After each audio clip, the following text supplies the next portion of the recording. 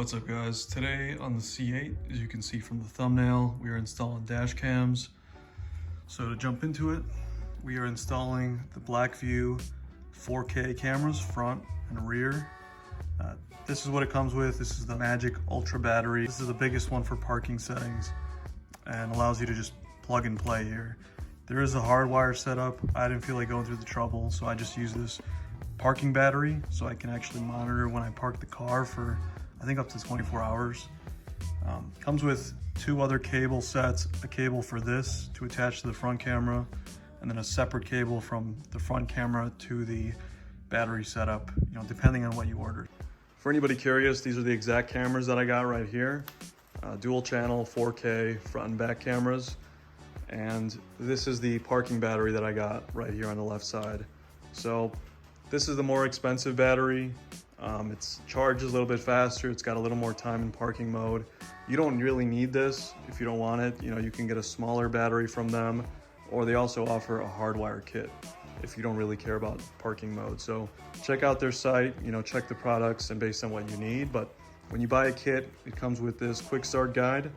This will tell you how to set up the app, all the cables, and yeah, everything like that. So pretty straightforward. Right now I'm going to walk you guys through where I'm putting the battery on the C8 and all the cable management, through the A-pillar and stuff like that. So I'll go through all those steps right now. First step is figure out where you're putting the parking battery. I plan to put mine in here. I don't use this for anything, so it fits in there. So the way I prop it up is there's this little angle right here. If you just angle it just like this, it props up perfectly. So fits in there snug. I'm shaking it right now, there's no movement, and then it just closes up. So the power cable for this battery is a 12V cable. I'm running it out here through the bottom. You can see underneath the glove box, there's a cable here. So running it out here. On the C8s, the 12V outlet is underneath here.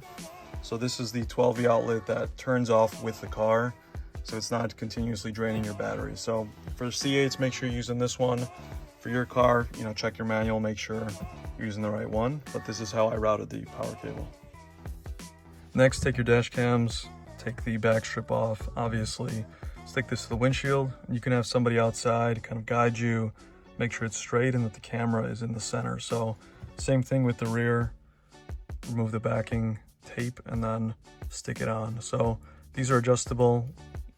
You can rotate them any way you want, so you just have to make sure that it's straight and centered and you're good. After you place it, you could leave the cables hanging here, but I would suggest tucking it to the corner along the windshield here into the pillar. Just follow the pillar down up until here. I'm gonna get some cable clips and kind of press it into that corner there, but you can wrap it along here. You could barely even see it, but it goes underneath this piece here. On the side here, you can tuck it under the trim if you want, but I just ran it along this piece of the dash here and then into the battery. So this works for me. It's completely, free of the door. The door's not pinching it or anything. So you guys can press these wires down as you want, but this is how I did it from the main camera to the battery. So for the rear camera, plug it in here in the front. Work your way to the same spot, so along the windshield to the pillar, to the corner here, wrap it around here. Once you're back in this same spot, you can see I have this secondary wire here. So you can run it down here behind this trim piece. So you just kind of run the cable behind here, and then it's underneath this plastic. So I ran it along this here. You can see it keeps going through the back. Tuck it under here. You just follow it up. You can see the cable pops out here because I am moving it to the other side, and then you follow the windshield. So if you really want, you can probably force this into the crack here, or take it further underneath this piece, but I'm okay with that sticking out. So really straightforward, multiple ways you can get this done.